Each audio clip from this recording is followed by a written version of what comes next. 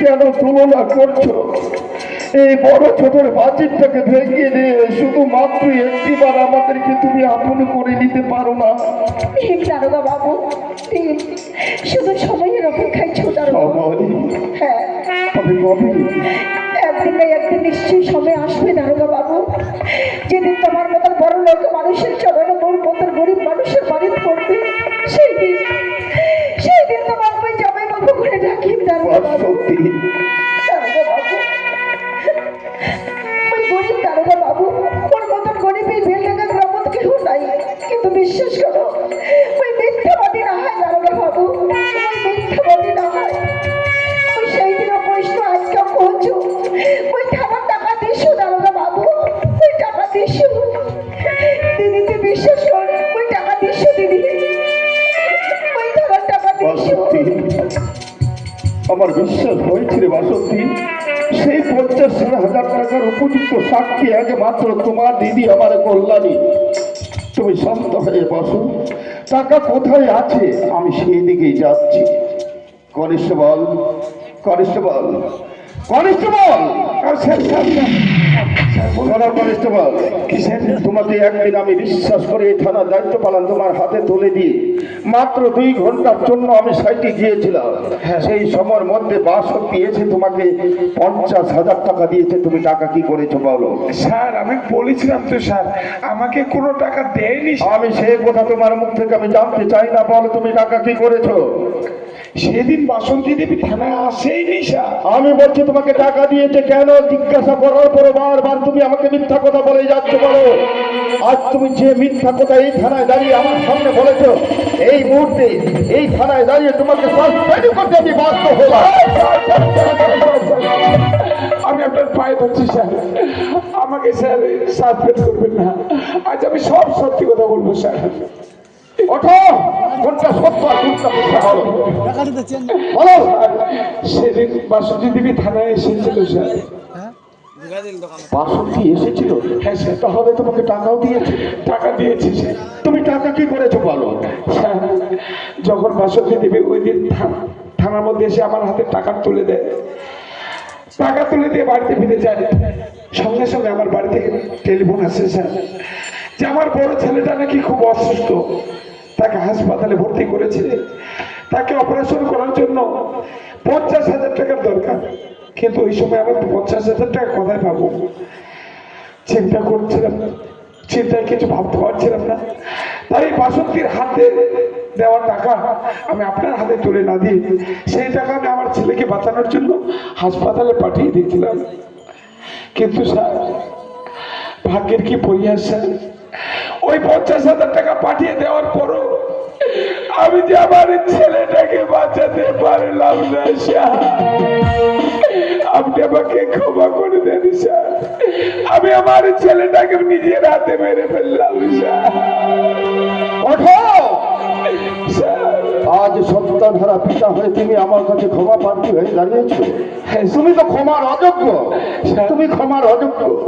তোমাকে বাসন্তী টাকা দিয়েছে আমাকে জিজ্ঞাসা না করে, তোমার সন্তানের জন্য তুমি পাঠিয়ে দিয়েছো। তবে জানো কনিষ্ঠবল, আজ বাসন্তী নিজের স্বামীকে ছাড়বার জন্য টাকা কোথা থেকে জোগাড় করে তোমার হাতে তুলে দিয়েছিল তুমি কিছুই জানো না। আজ বাসন্তী নিজের স্বামীকে ছাড়বার জন্য নিজের বুকের মানিককে বিক্রি করে 50,000 টাকা জোগাড় করে তোমার হাতে তুলে দিয়েছিল। আর সেই টাকা আমার হাতে না তুলে দিয়ে তুমি তোমার সন্তানের জন্য হাসপাতালে পাঠিয়ে দিয়েছো। সেই হাসপাতালে তোমার সন্তানকে তুমি বাঁচাতে পারোনি, তোমার সন্তানকে তুমি মেরে ফেলেছো। হ্যাঁ স্যার, তুমি কত বড় ভুল করেছো জানো? আজ মনে পড়ে তোমার সেই দিনের কথা। একদিন তুমি এই থানায় দাঁড়িয়ে তুমি আমাকে বলেছিলে মন্দিরের সামনে তোমার বড় সন্তানের নামে দিব্যি করে তুমি কি বলেছিলে, বাসন্তী কোনো সময়ের কারণ তোমার হাতে টাকা তুলে দেয়নি। আজ সেই দিনের কথা আজ তোমার জীবনে ফলভূত হয়েছে। একথা সত্যি। আজ তুমি সন্তান হারা পিতা, তোমাকে আমি ক্ষমা করতে পারবো না, তুমি ক্ষমার অযোগ্য। আমি তোমাকে ক্ষমা করতে পারবো না। আমি তোমাকে ক্ষমা করতে পারবো না কনিষ্ঠবল। ক্ষমা করে দিচ্ছি। আর এরকম ভুল আর জীবনে তুমি যে অপরাধ করেছো, এই অপরাধের জন্য তোমাকে সাসপেন্ড করতে আমি বাধ্য হলাম। স্যার দারোগা বাবু, পুলিশ বাবু তোমরা ক্ষমা করে দাও দারোগা বাবু। বাসন্তী, হ্যাঁ দারোগা বাবু। তুমি কি বলছো বাসন্তী? আজ এই আমার কনস্টেবল তোমাকে তিলে তিলে যন্ত্রণা দেওয়ার পরও আজ এই কনস্টেবলের হয়ে তুমি আমার কাছে ক্ষমা প্রার্থী হয়ে দাঁড়িয়েছো কেন? দারোগা বাবু, পুলিশ বাবু ছোঁড়া পড়ে গেছে দারোগা বাবু। ও তোমরা ক্ষমা করে দাও দারোগা বাবু, ক্ষমা করে দাও। আমি পারবো না রে বাসন্তী। ওর জন্য মই তোমার থেকে ক্ষমা চাই। বাসন্তী, তোমরা ক্ষমা করে দাও। মানুষ হবার একবারের মতো লোক সুযোগ দাও দারোগা বাবু। আমি পারলাম না রে বাসন্তী, আমি পারলাম না তোমার কথার মান রাখতে। শুধুমাত্র তোমার কথার মান রাখতে এই প্রথমবার অপরাধ থেকে এই কনস্টেবলকে আমি ক্ষমা করে দিলাম। তবে শোনো কনস্টেবল, বলুন স্যার। দ্বিতীয়বার যদি কোনো কারণে আমার কাছে কোনো অপরাধ করে থাকো সেই দিন তোমাকে আমি ক্ষমা করতে পারবো না। আমি এই থানায় দাঁড়িয়ে তোমাকে সাসপেন্ড করতে আমি বাধ্য হব। কথাটা যেন মনে থাকে। এ কথা মনে থাকবে স্যার, জীবনে আর কোনোদিন এরকম ভুল করবো না স্যার। তাই যেন হয়। তবে শোনো কনস্টেবল, আজ খুনের আসামি হিসাবে আমরা অমলকে থানায় নিয়ে এসেছিলাম। অমলের স্ত্রী বাসন্তী এই থানায় টাকা জমা করেছে, আমি তাকে ছেড়ে দিয়েছি।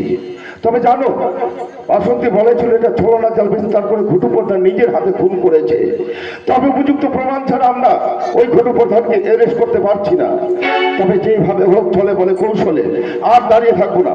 চলো আবার আমরা বেলডাঙ্গা গ্রামে গিয়ে ওই ঘুটু প্রধানের নামে উপযুক্ত প্রমাণ জোগাড় করে আমরা ওই ঘুটু প্রধানকে অ্যারেস্ট করে থানায় ধরে নিয়ে আসবো। আচ্ছা, আর আমাদেরকে ওই প্রমাণের জন্য বেলডাঙ্গা গ্রামে যেতে হবে না স্যার। ওই ঘোষকুকে কে খুন করেছে ওই উপযুক্ত প্রমাণ আমি দেবো স্যার। তুমি প্রমাণ দেবে? হ্যাঁ স্যার। কি প্রমাণ দেবে তুমি? স্যার, ওই ঘটু প্রধানের সাথে আমি দীর্ঘদিন একসাথে কাজ করেছিলাম স্যার। তাই ঘোষকুকে খুন করেছে আমার নিজের চোখের সামনে স্যার ওই আমাদের গ্রামের ঘটু প্রধান স্যার। কনস্টেবল, হ্যাঁ স্যার। তুমি কি বলছো? হ্যাঁ স্যার। দীর্ঘদিন ধরে গুরু প্রধানের সঙ্গে তুমি কাজ করেছো, তোমার চোখের সামনে নিরপরাধ খুশকুকে কুপিয়ে কুপিয়ে খুন করে সেই খুনের দায় অমলের ঘরে চাপিয়ে দিয়ে। হ্যাঁ স্যার, এ কথা সত্যি স্যার। তবে এ কথা যদি সত্য হয়ে থাকে তবে তোমার মুখের কথায় আমি কি করে বিশ্বাস করব? তুমি যে দীর্ঘদিন ধরে গুরু প্রধানের সঙ্গে কাজ করেছো। স্যার, আমি জানি আপনি এই কথা বলবেন, তবে স্যার শুনুন স্যার, এই অমল বাসন্তী দেবী এরা সবাই আমাকে চিনে স্যার। বাসন্তী বলি তুই মুখ চেনা পাচ্ছিস? তুই ভালো করে দে, না তুই ভালো করে দে। মুই খেট কালু। ঠিক গেল তা তুই। হ্যাঁ মুই খেট কালু। হ্যাঁ হ্যাঁ বুঝছি না পাইছো, এবার বুঝছি না পাইছো দারোগা অমল বাবু। ভাই বুঝছি না পাইছো দারোগা বাবু, কিন্তু ঠিক গেল নাই হয়। বাসন্তী, ওই তোমাকে একদিন থানাত কইছিল না যে ঘুটু প্রধানের লোক ছিল মোর উপর। সেদিন সেই ঘটনাস্থলে ঘুটু প্রধানের সঙ্গে এই খিটকালো তো আমার বাড়ি উপস্থিত হ্যাঁ ছিল। স্যার, আমিও ছিলাম স্যার। ওই সব জানে দারোগা বাবু, সব কইব পারবে। আজ আমার বিশ্বাস হয়েছে বাসন্তী, তুমি যখন বলেছো ঘটনাস্থলে আমার কনিষ্ঠবল ছিল, তবে হলে কি কি করেছে ঘুটু প্রধান সব কিছুই জানি। তাহলে ঘুটু প্রধানকে অ্যারেস্ট করতে আমাদের সময় লাগবে না। ওই ঘুটু প্রধানের একমাত্র উপযুক্ত প্রমাণ আমার পাশেই আছে, আমার কনিষ্ঠবল। আচ্ছা কনিষ্ঠবল, এতদিন যাবৎ আমার সঙ্গে কাজ করার সত্ত্বেও এই কথা তুমি তোমার কাছে কেন গোপন করে রেখেছো বলো? কেন গোপন করে দেখছিলাম জানেন স্যার? কারণ আমাদের এই বেলডাঙ্গা গ্রামের ঘুটু প্রধান সে সাধারণ মানুষ নয়। সে সেদিন বলেছিল আমাকে যে আমি যদি এই কথা কারোর সামনে প্রকাশ করি তাহলে যে ওই ঘুষকুর মতো আমাকেও ফোন করে দেবে স্যার। তাই তো আমি নিজের প্রাণের ভয়ে এ কথা গোপনে রেখেছিলাম স্যার। বেশ, তাই যদি হয়ে থাকে তবে হলে একমাত্র উপযুক্ত প্রমাণ তুমি আমার পাশে আছো। তবে হলে জানো কনিষ্ঠবল, ওই ঘটু প্রধানের নামে যতবার উপযুক্ত প্রমাণ জোগাড় করতে গিয়েছিলাম আমি বেলডাঙ্গা গ্রামে, আমি ততবার ওই ঘটু প্রধানের বাড়িতে গিয়েছিলাম। ওই ঘটু প্রধানের বাড়িতে গিয়েও আমি একদিনও ঘটু প্রধানকে বাড়িতে পাইনি। তবে এই ঘটু প্রধান থাকে কোথায় বলতে পারবে? দারোগা বাবু, ঘুটু প্রধানের কথা বই খবর দারোগা বাবু। কে তুমি কি নাম তোমার? মোর নাম হচ্ছে আন্দারু। মোর বাড়ি ওই বিল্ডিং গ্রামতেই দারোগা বাবু। বেলডাঙ্গা গ্রামে তোমার বাড়ি? হ্যাঁ, ঘুটু প্রধানের কি সময় মোর বাড়ি গেলে ঘুটু প্রধান পাবেন দারোগা বাবু। তোমাদের বাড়ি গেলে আমি ঘুটু প্রধানকে পাবো কেন? কেন পাবে জানেন? ঘুটু প্রধান মোর বউ মায়ের সঙ্গে লুকা লুকা আমায় ভালোবাসা করছে। আমার ভাই হ্যাঁ দারোগা বাবু। বাহ, কত সুন্দর কথা বলেছো ভাই। আজ তোমার স্ত্রী মায়ের সঙ্গে ভালোবাসা করেছে গুরু প্রধান। আজ এই অঞ্চলে একজন জনসাধারণ প্রতিনিধি, জনসাধারণের সেবক হয়ে, অঞ্চলের প্রধান হয়ে এত নোংরা কাজের সঙ্গে জড়িত থাকবে, এটা আমার কল্পনার বাহিরে। তবে শোনো, আজ তোমার স্ত্রী মায়ের সঙ্গে ভালোবাসা করেছে। হ্যাঁ তবে দেখো ভাই, তোমাদের বাড়ি যদি, তোমাদের বাড়ি আমরা জানি না, চিনি না, তবে তোমাকে আমার সঙ্গে তোমাদের বাড়ি যেতে হবে ভাই। নাই দারোগা বাবু, মুই ওই বাড়িটা নাই যাব। যতদিন আমরা ওই বাড়িটা থাকবে মুই ওই বাড়িটা নাই যাব বাবু। তুমি তোমার বাড়িতে কেন যাবে না ভাই? কেন যাবো জানেন? কুটুমদের মুখ ওই বাড়ি থেকে মারতে মারতে বাড়ি করে দিচ্ছে। অন্য মরবো যারা থাকে সত্য একবারও প্রতিবাদ করেনি।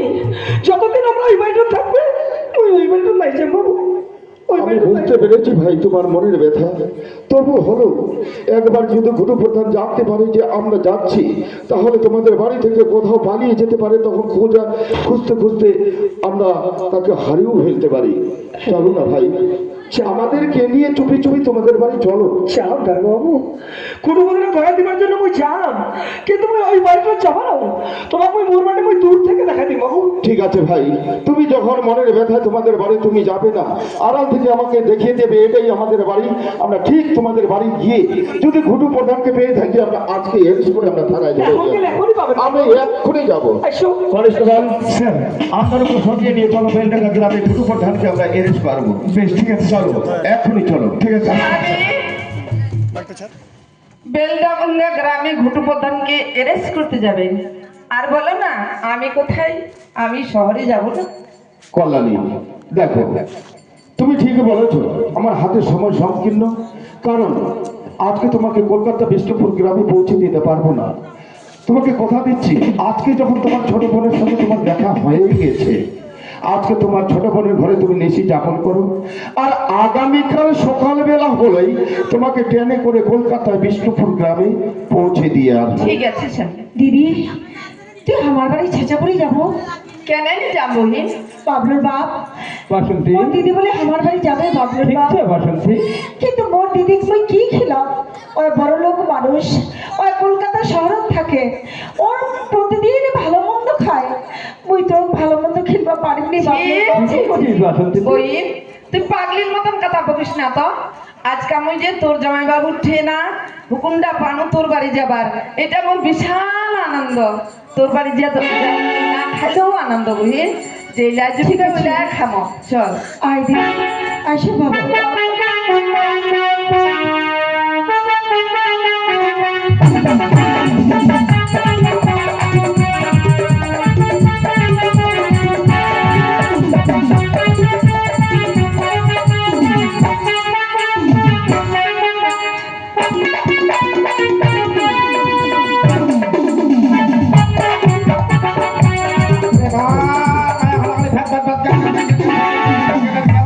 খালি বাপের মোর দাদা মোর বাড়ি এত খালি কেন খালি জুলুম হয়ে গেছে খালি মোর সামনে সামনে বের কই বের বের খালি মোর সামনে সামনে কোক না কেন দিবা হে জানাম দিবা